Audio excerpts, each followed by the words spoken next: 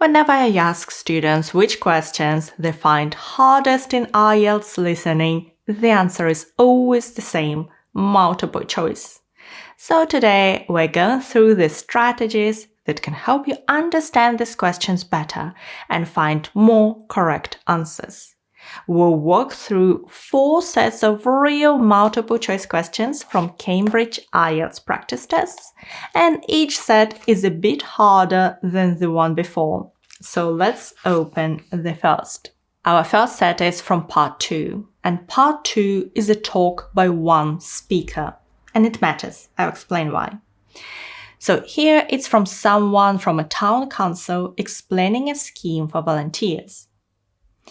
And because it's one person talking, nobody is there to disagree with them.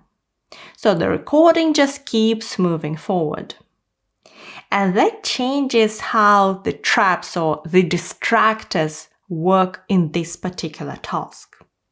So now let me give you a few tips for the part 2 monologue, and then we'll look into each of them in a bit more detail so you really understand how to apply it to get the answer. First of all, most or all of the options are mentioned. Only one is correct. Read the question first and hold on to exactly what it asks. Highlight the keyword in the question, not in the options. That would take too much time. With dates and numbers, expect several to be read out. Now, let me unpack those. Because the speaker discusses almost every option, hearing a word from an option means nothing. What decides the answer is usually one small word from the question, the largest number, the most important. If you lose that word, every option sounds right. So, if you're on paper, highlight that word in the question. And when a question is about a date, expect to hear 2 or 3 dates, so match each one to what actually happens on it. Before we start, I'd love to know how you're getting on. So count how many questions you get right across the whole video today and let me know in the comments. Now, listen to the recording and answer questions 17 to 20. You have some time to look at questions 17 to 20.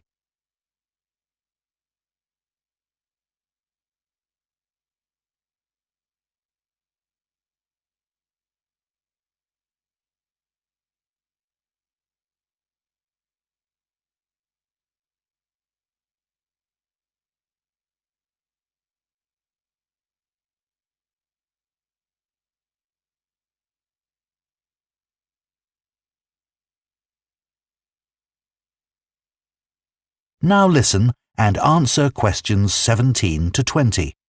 OK, now you know some of the things our volunteers do, I'll go on to some practical matters. As you probably know, the town arranges 3 major festivals every year, and they all depend on a large number of volunteers. The book festival lasts 3 days and uses several venues which all need volunteers. More are needed for the music festival because that lasts a whole week, and even more help is required for the science festival, even though it's only 2 days long. It involves quite a lot of venues, though. It's a good idea to help at the festival you're most interested in, because you can attend most of the events for free.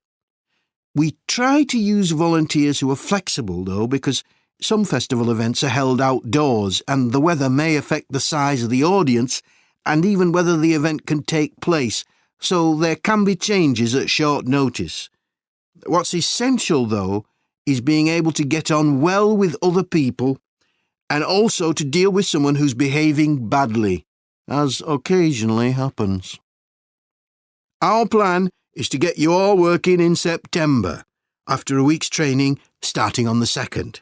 So we'll be timetabling you for duties the following week from the 9th onward.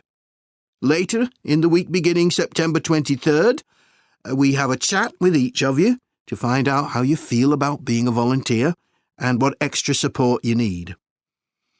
As a thank you to the volunteers, we arrange an annual event.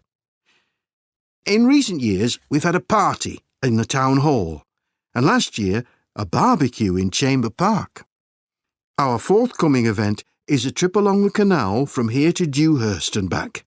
It's on Saturday, September the 28th, and if you'd like to attend, you can sign up once you start work. Now, this is the Volunteers T-shirt. Okay, let's go through them together. Number 17.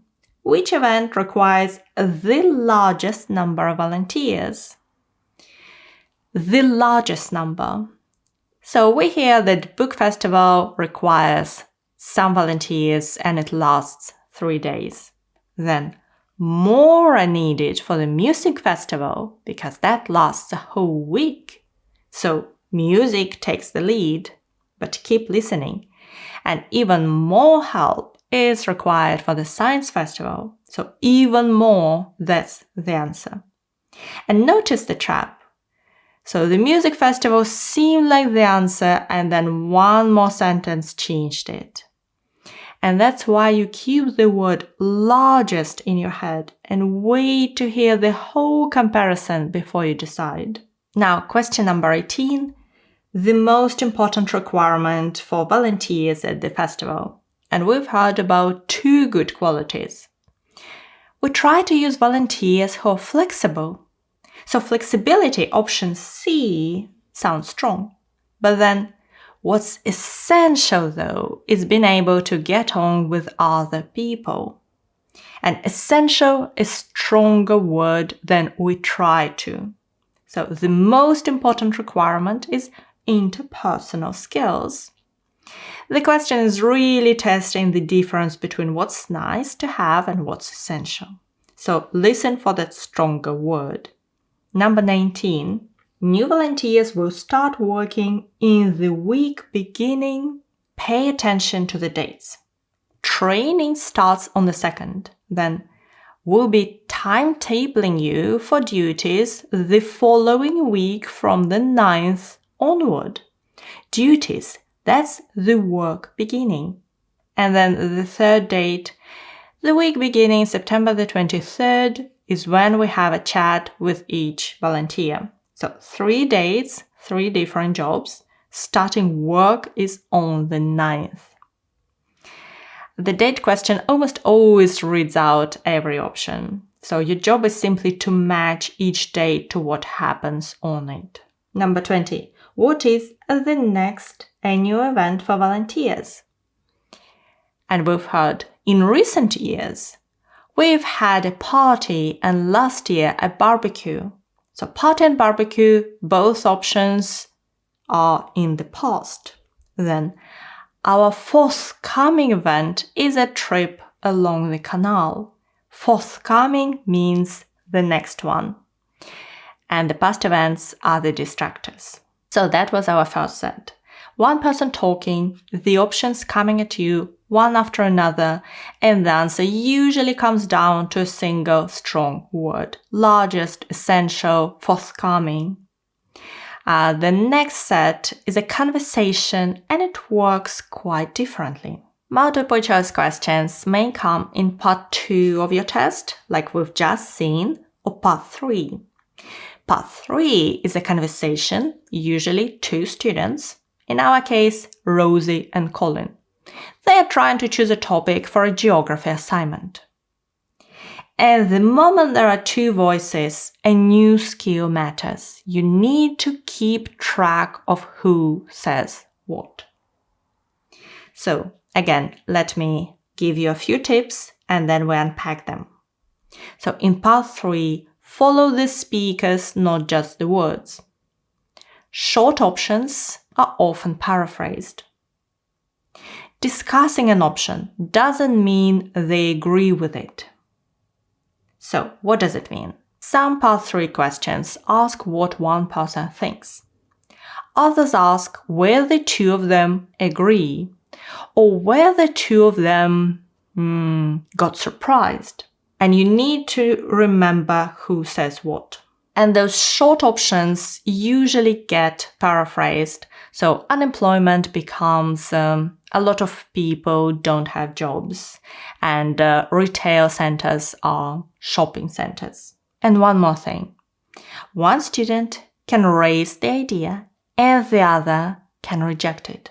So listen for what they actually settle on. Now listen to the recording and answer questions 26 to 30.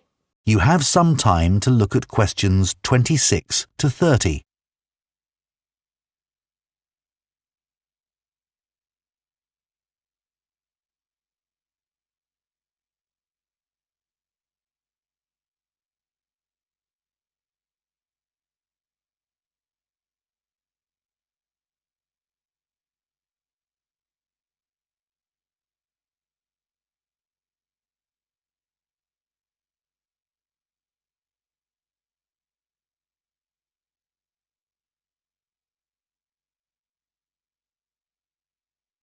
Now listen and answer questions 26 to 30.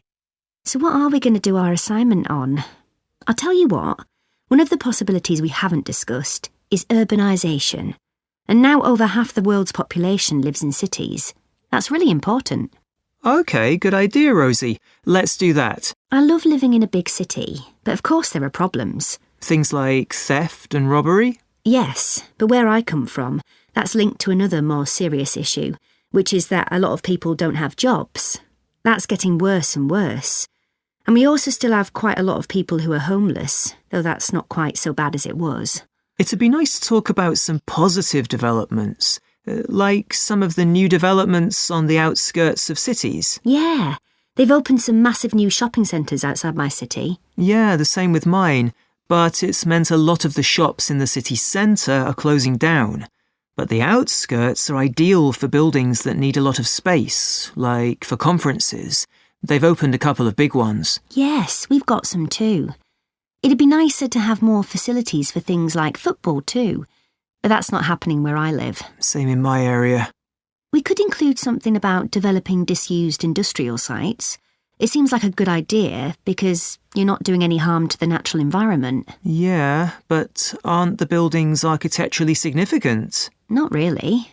And what people forget is that they often used quite dangerous materials, chemicals and things, which haven't been properly cleared away, so the whole site has to be made safe. That can't be cheap, and I bet it's often not budgeted for. You're right. Have you read about Masdar City? In Abu Dhabi? Yes. It was designed to be a green city, wasn't it? That might be a good example of a city which set out to depend entirely on renewable energy. Yes, we should say something about that. It was designed to be totally pedestrianised too, wasn't it? With the transport underground. Yes, and they had big plans for recycling to reduce waste to the lowest possible level. But let's stick to talking about power sources. Then there's that eco-town in England, Green Hill Abbots. It set out to conform to the usual principles, sustainability and so on. A lot of people were against it at first. They said the plans were unrealistic. I'm not sure how far they've got with it. I'll check. Right. So it looks as if we have a sort of plan, and we can work from there. Okay, let's look into these questions together. 26. Rosie says in her own city the main problem is... So two conditions here. It has to be Rosie and it has to be her city. So Colin mentions theft and robbery, which is crime, option A. But that's Colin, not Rosie's point. Rosie says, where I come from, a lot of people don't have jobs. That's getting worse and worse. So nobody uses the word unemployment, but people don't have jobs is what it means. She also mentions homelessness, but then adds that's not quite so bad as it was. So the main problem is unemployment, 26C. Now 27. Which additions to the outskirts of their cities are both students happy about? So both and happy. Rosie brings up shopping centers. But Colin says they made a lot of the shops in the city center close down. So not happy, we cross out retail centers. Then Colin says, the outskirts are ideal for big buildings, like for conferences. They've opened a couple. And Rosie says, we've got some too. So they agree, and it's positive. That's the answer, 27A. Sports centers get a mention as well, but Rosie says, football facilities are not happening where I live, so that's not something both of them are happy about. Now, 28. The students agree that developing disused industrial sites may. So Colin likes the idea. Rosie worries the buildings are architecturally significant. That's option C, historical buildings. But Colin says not really, so that idea is rejected. Colin's real point is that the old sites used quite dangerous materials, which haven't been properly cleared away, so the whole site has to be made safe. And Rosie adds, I bet it's often not budgeted for. Costs nobody planned for. That's option A. And option B, damaging the environment, is the opposite of what Colin says. His words are, you're not doing any harm to the natural environment. So the answer is 28A. Now, 29. The students will mention Mazda City as an example of an attempt to achieve. And you hear several green features: recycling, pedestrianized streets, transport underground. So tempting distractors. But listen to what they choose to focus on. Colin says, let's stick to talking about power sources. And the city was designed to depend entirely on renewable energy. So recycling and free transport are both mentioned, but the students deliberately set them aside. So the answer is 29B. Now, question 30. When discussing the eco-town of Green Hill Abbots, Colin is uncertain about. So we're listening to what Colin is uncertain about. They know its objectives, sustainability. They know why people opposed it. They said the plans were unrealistic. And the one thing left open is progress. I'm not sure how far they've got with it. I'll check. The other two options are things they already know. Only the amount built is uncertain. So the answer is 30C. See the pattern in part 3? How the work is deciding whose opinion it is and whether the two of them actually agree. Hold that thought because our next two sets push it even further. But before we go on, we're only solving a few questions today. But I publish all my listening and reading strategies for free here on YouTube with a detailed video on each question type. And if you download my free IELTS study plan, it will help you find those videos easily and make sure you cover every area you need before your test. I'll leave the link below if you'd like to download it. And now on to part 3 of a different test. Okay, our next set of questions is slightly different again. It's still from part 3, so still 2 students, this time discussing teaching children to write. But the question format changes, so these are choose 2 letters questions. We have 5 options, and you need to choose the 2 correct ones. Each answer is worth 1 point. And it doesn't matter in which order you answer them. For example, questions 21 and 22, let's say answers are A and B. You can write A, B or B, A. That doesn't matter. And let me just repeat one very important point. When a question says both students, you are really listening for agreement, for where they have the same reaction. For example, both students were surprised. And if one student is surprised, but the other says, I'd have guessed that, that's not your answer. Be very careful. These are quite tricky. Now listen to the recording and answer questions 21 to 24. You have some time to look at questions 21 to 24.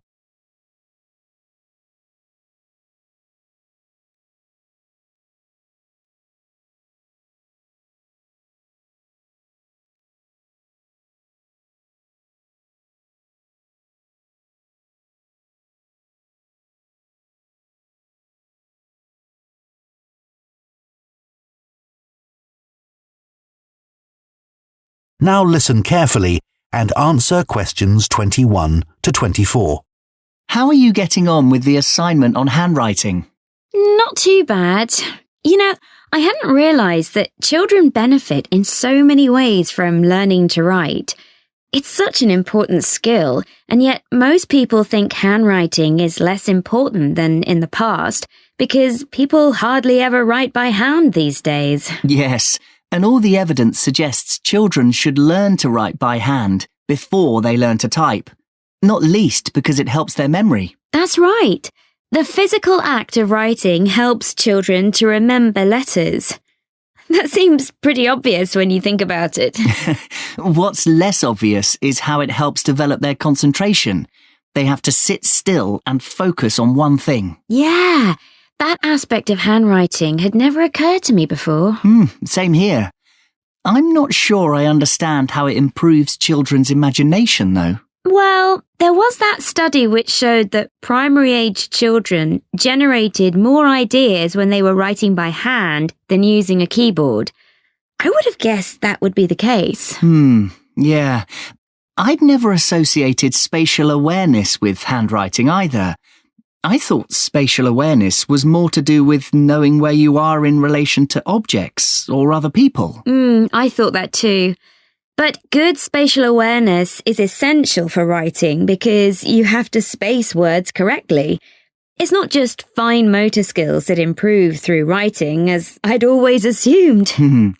Handwriting is so much harder for children with dyspraxia, who have problems coordinating movement. It's good there are lots of things you can do in the classroom to help them.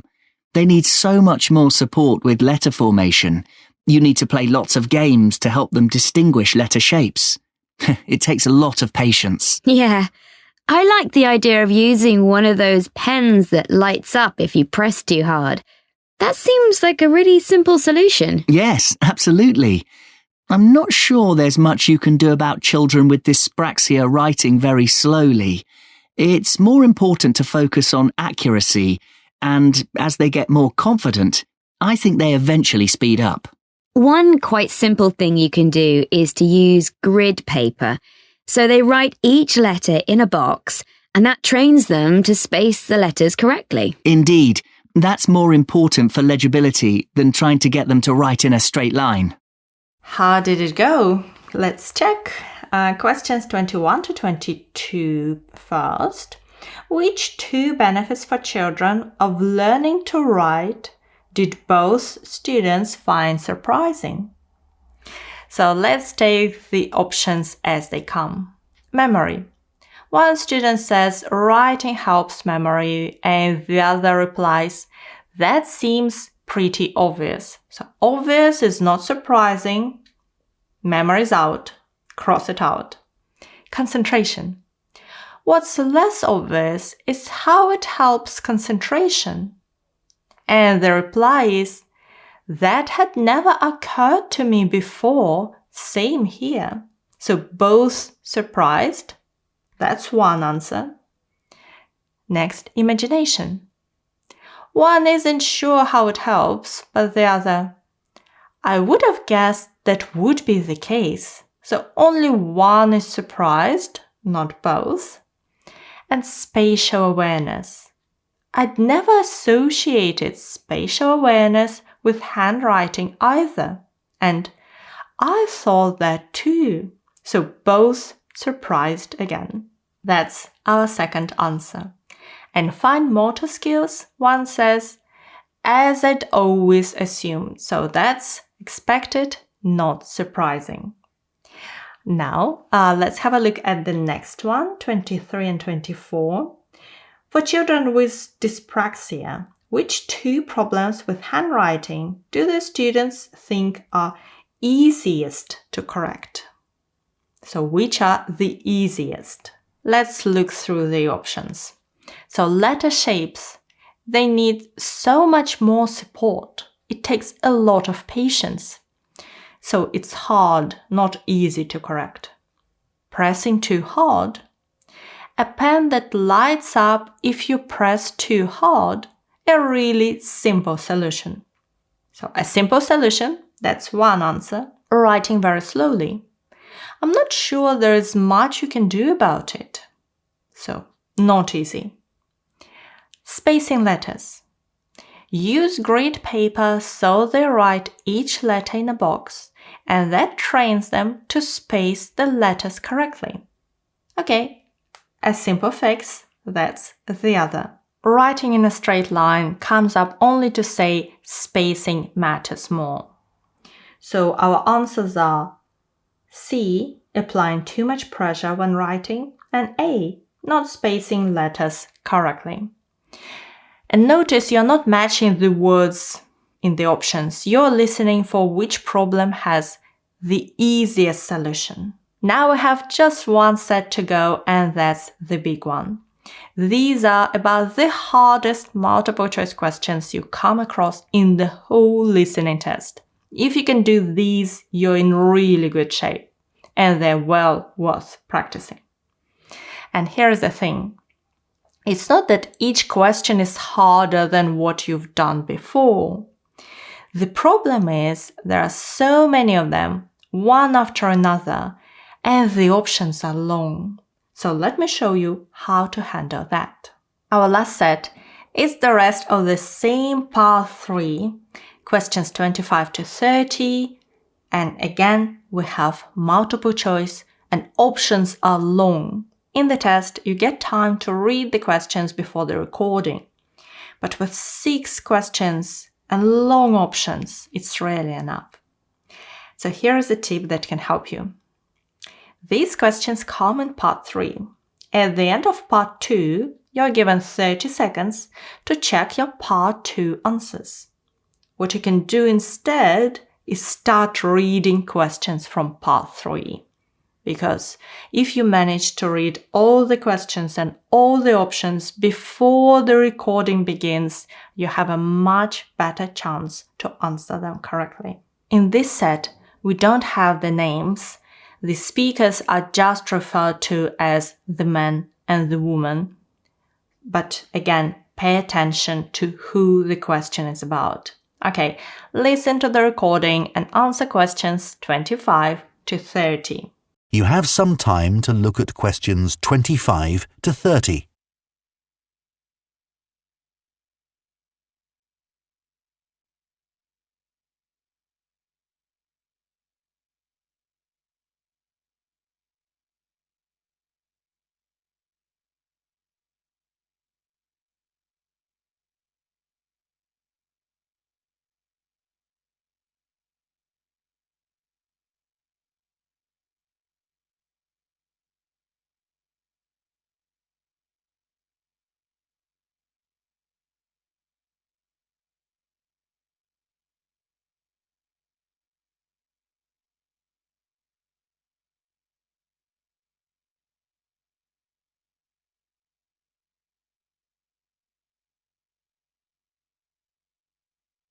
Now listen and answer questions 25 to 30.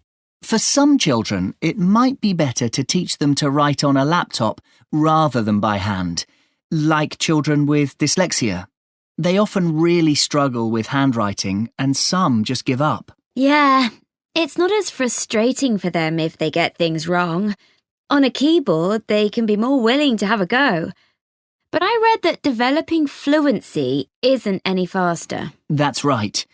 Did you read that article on the benefits of teaching print rather than cursive handwriting, where the letters are joined up? Yes. Well, in the past, cursive writing was certainly considered more stylish and educated, but not anymore. Teachers' attitudes have changed because it's been proved that cursive is more difficult to learn, especially for children with learning difficulties who find joining up letters really challenging. I agree. I was always worried that my poor handwriting affected my exam results, and now research shows that I was right to worry. I'm sure a lot of students think it's unfair that they're being judged on their handwriting, not just their knowledge. Marks are definitely affected if examiners can't read the script. That's why it's always been so important to teach children to write legibly. Do you think the role of handwriting will change in the future? I can't see that changing much. Touch typing still isn't taught in most schools, which is a shame. But maybe that won't be necessary in the future, because people will also be able to write by hand on digital devices. Anyway, teachers understand the value of handwriting. It's a basic life skill. True. However, the fact is that people are writing by hand less and less and relying on digital devices. That does cause some problems. You mean like note-taking? There are lots of apps for that. And for reading historical documents, apparently. But my mum is shocked by my awful spelling and the fact that my punctuation is really inconsistent. I think you can put that down to lack of practice. I expect so. Personally, I miss writing by hand. I hardly ever write anything now. I remember my grandparents had such beautiful handwriting, and it was so individual. Nobody I know would be able to identify my handwriting now. It's a shame. I know. I feel the same way.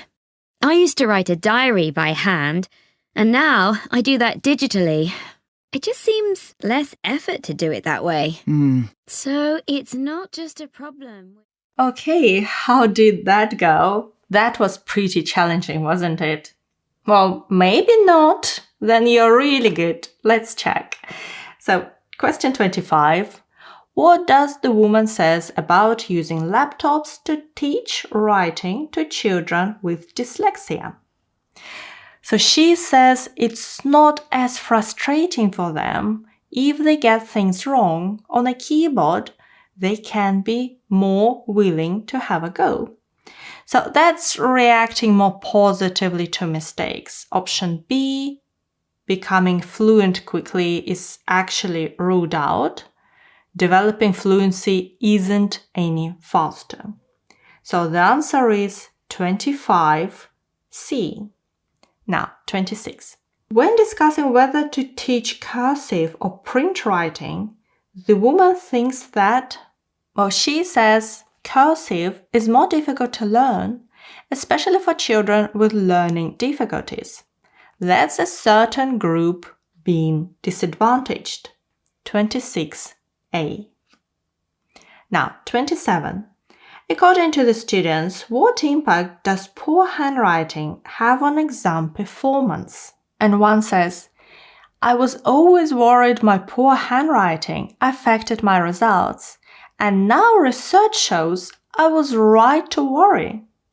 And the other adds, marks are definitely affected if examiners can't read the script.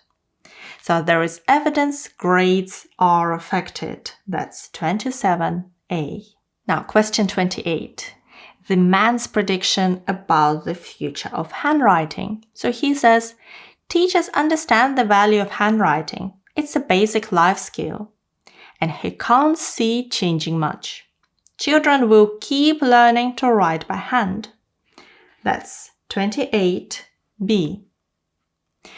Touch typing is mentioned, but he says it still isn't taught, so it isn't a prediction that it will come first. So, question 29. What the woman worries digital devices have made hard for her. And she says, my mom is shocked by my awful spelling, and my punctuation is really inconsistent. I think you can put that down to lack of practice. So spelling and punctuation. That's 29B. Note-taking and old documents are both mentioned nearby, but they aren't her personal worry. Okay, and number 30, how do the students feel about their own handwriting? I miss writing by hand. Nobody could identify my handwriting now. It's a shame. And I feel the same. It just seems less effort. They regret losing the habit, and that's 30C. So today we attempted 19 questions. How many did you get right? Let me know in the comments. I really do read them, and I love seeing how your preparation's going. And if you'd like a clear order to study everything in, my free IELTS study plan is linked below. It will point you to a detailed video on every question type, including the second hardest IELTS listening maths. And if you'd like to practice it right now, this is the video, and thank you so much for watching me today. Good luck with your preparation and your exam.